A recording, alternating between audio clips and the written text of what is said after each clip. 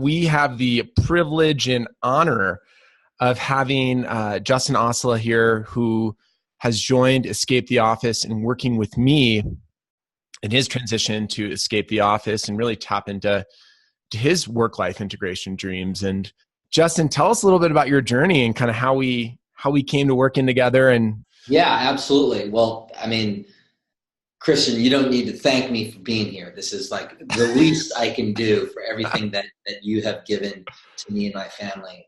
It's just been an extraordinary experience. I spent some time in the military, about a decade and a half. I transitioned out, started working for a Fortune 100 company. Wasn't happy, didn't really know why. Started working for another Fortune 100 company. Same thing, wasn't happy, really couldn't figure it out, but I was learning a little bit more about myself and what I really wanted to achieve in life. And that really was autonomy, independence, a meritocratic environment where I could be compensated both professionally and financially for the value that I brought to my organization. I also had a desire to start a company, to build something. So about 3 years ago, I built a company with blood, sweat, and tears, poured my heart into it, and I did that for 3 years. The company did not develop in the way that I thought that it would, forcing me to, not really forcing me, but I left on my own accord a few months ago. It was a very painful process on a couple of different levels. Yeah, talk about that, yeah. Yeah. I mean, it was difficult, leaving something that you felt so strongly about that really was, it was a veteran recruiting company. So it was really at the intersection of all of my core beliefs and strengths. So, just anytime you leave an organization where you've hired everybody at the company, it's difficult. But, onward and upward. It certainly wasn't 3 years waste of time, learned a ton, but it has really shed light on what I really want in life, and life is short. Yeah. And talk about that a little bit, right? Because I think what most people like in this group or following or watching this, right, are going through something in their current work situation, right? And it sounds like even though there's a lot of good stuff in building that company, it was weighing you down in a lot of ways. Maybe it was like politics or I don't know what was going on there that was kind of urging you to something different. Yeah. I mean, I think I was just playing by someone else's rules. I was asking myself the wrong questions. I was just having too many bad days, and bad days were defined by bad feelings of, we're not moving the ball fast enough. We are, falling short of expectations of investors. We are, falling short of expectations of the veterans whom we serve. And so, all of those negative feelings, Christian helped me understand why they were negative feelings. And it really boils down to my primary question was just riddled with,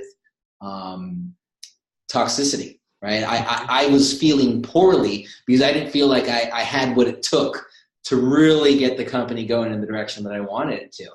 And so Christian and I spent a lot of time identifying what those drivers are, why I was feeling poorly. And he gave me some technology. We call it technology because that's what it is. It's just like cutting into someone's brain and cutting out cancer. It's real. And it's really helped me recover, but also have a much clearer outlook on the type of life I want to live.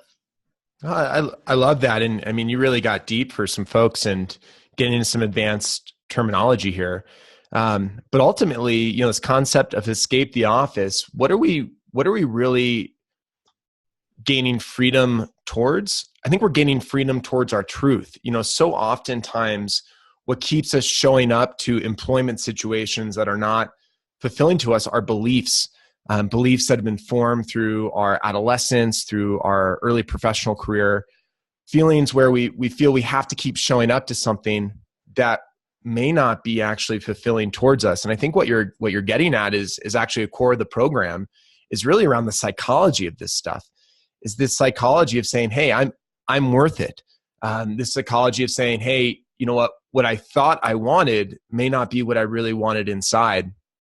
And I think, Justin, that's a little bit of what you're talking about, of identifying what you've really wanted. And so you've made that transition, right? So you've now launched your own business, your own recruiting business, and you're like 5 weeks in, 6 weeks in. Yeah, about a month and a half. A month and a half. You've already have, I think, something like 5 or 6 deals on the table. I've got 4 clients, about another 10 that are just on the precipice. So yeah, things are moving fast. And just, Christian, if we could go back a little bit to kind of what you were talking about, like that social pressure, right?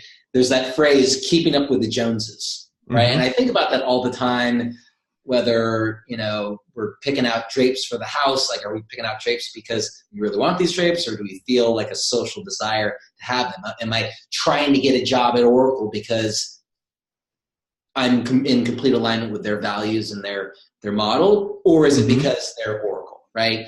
So, the term keeping up with the Joneses, it crosses my mind all the time. And now I'm like, well, who the heck are the Joneses? And why should I feel pressure to keep up with them?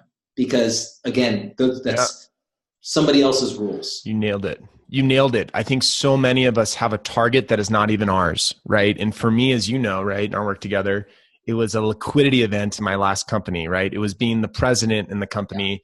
It was being significant, being the top of the food chain and those things. And I put myself on trajectory for those roles, but still was like miserable.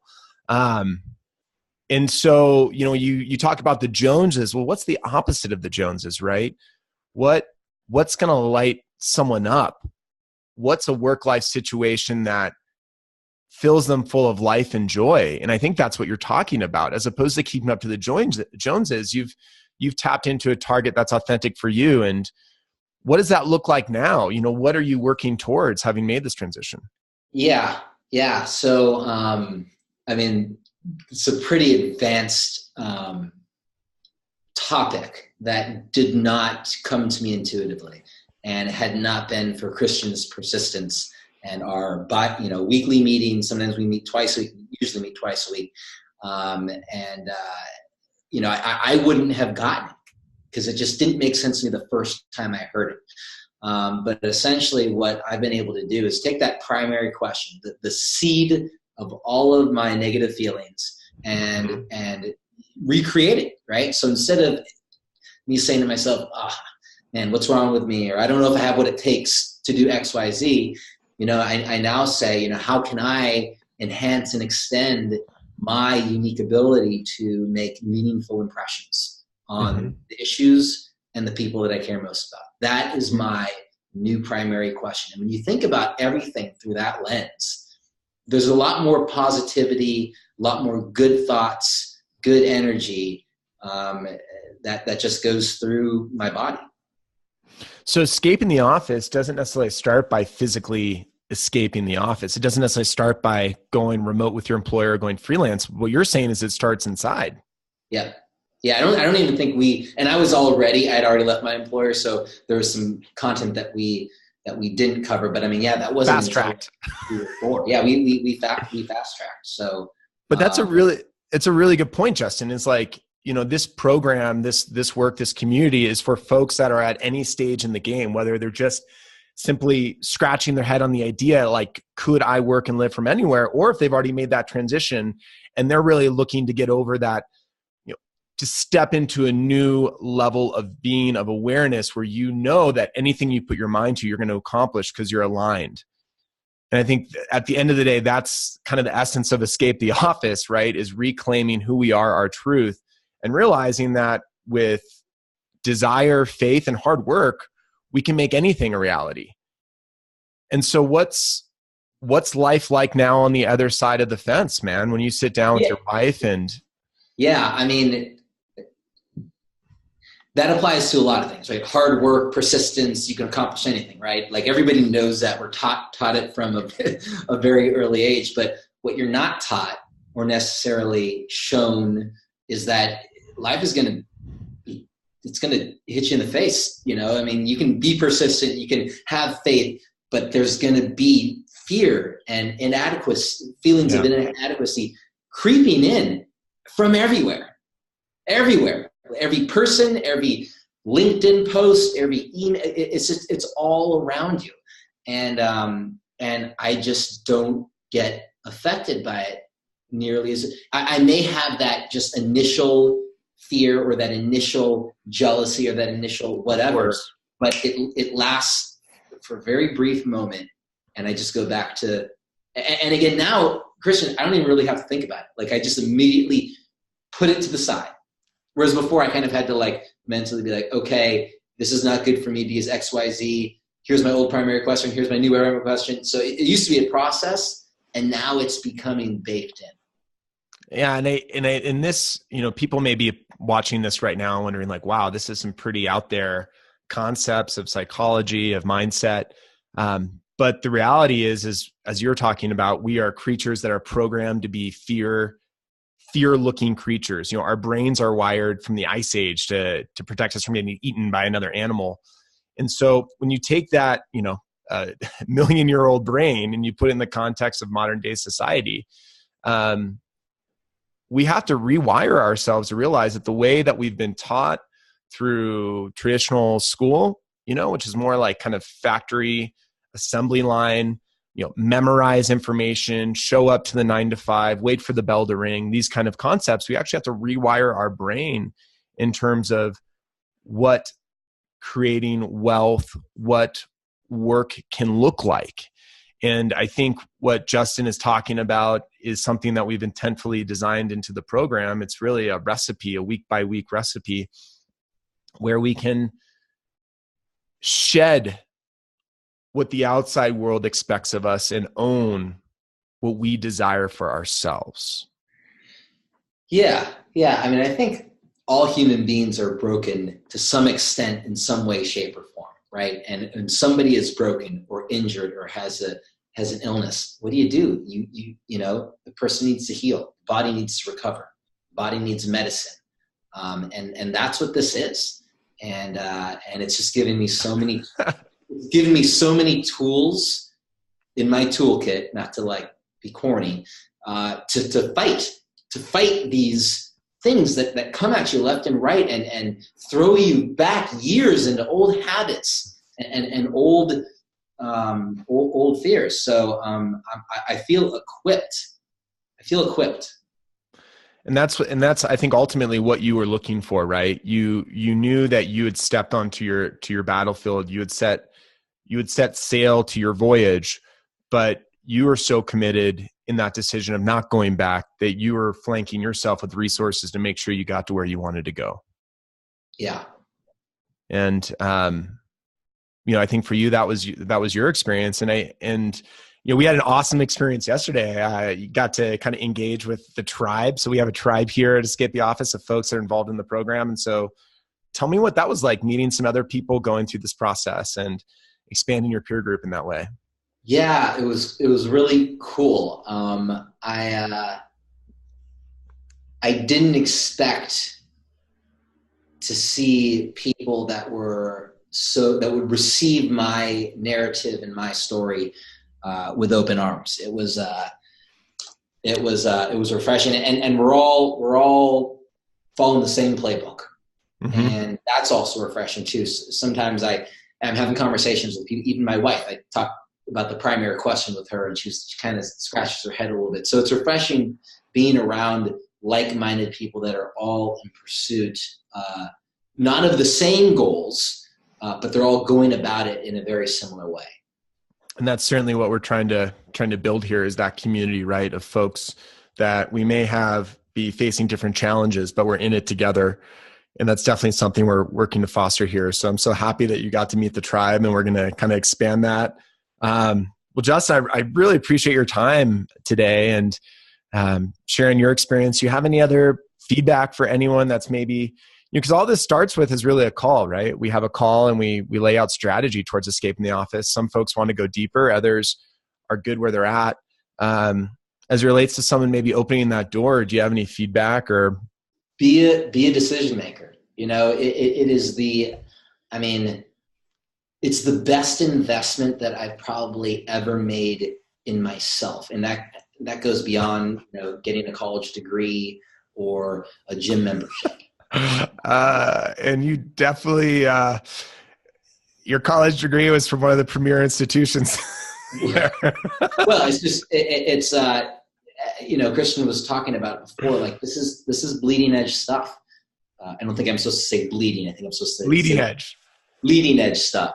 But it's really interesting. And, there may be some people out there that have doubts, and that's okay. But I guarantee that if you spend 20 to 30 minutes with a Christian on a call, you're going to see that his level of commitment is really unparalleled. Christian is one of the best listeners that I've ever come across. In fact, can I tell them Yeah, brother. So the first time I met Christian was maybe 6 months ago. It was in Jacksonville, Wyoming. And the thing that I remember most about him was the intensity at which he was listening to me and absorbing the information and not just rehashing it back, but like building on my statements and taking the conversation to the next level. And we only talked for like 45 minutes. And it reminded me of a quote by George W. Bush when he first met President Stalin 10 years ago or whatever. He said, man, that guy looked into my soul and he saw everything. And that's kind of how I felt. I mean, obviously, the very positive connotations with my encounter with Christian, but I could tell that you gave a crap. And I could tell that you've been through some of this stuff, man. Like, I don't want to sit down with some shrink who's never tried to start a company, who doesn't know what it's like to struggle, who doesn't know what it's like to be, 38 years old. And so there was a lot of Christian's he looks like me. We have very similar experiences, and that made me very comfortable. So, well, I had a lot of respect and admiration for you, brother, in terms of your service in the Navy and the work that you do to get vets out there into the traditional workforce, right, and to create new lives for them. And at the end of the day, I grow so I can help others grow. And I was put on this earth with challenges, as we all are, but now I view breaking through them as an opportunity to help the next person kind of get through it. And that's my purpose here, man. And that's my purpose with this program and with any of my coaching work is just to work with badasses like you, Justin, like any of my clients, men and women that are seeking more for themselves, that realize that they're not going to settle for anything less than they can be, see, hear, feel, or do. And it's just my honor to be able to work with folks like you, brother, and those I get to work with, because I only work with decision makers. And because of that, we just have a tribe of people that are doing it, are getting it done. And we all lift each other up, man. So we're in it together, brother. And you taking this moment is going to help someone else. So thank you for doing that, brother. Yeah. And if anybody would like to reach out, I don't have a Facebook account, but you could probably find me on LinkedIn or get my information through Christian. So if you want to hear more, I'm happy to have a follow-up conversation. And thank you, my friend. Thank you. Well, we'll sign off now. Thank you for everybody that tuned in. And leave some comments. Let us know what you think. And we will we'll see you next time. All right, brother. Bye, guys. Take care.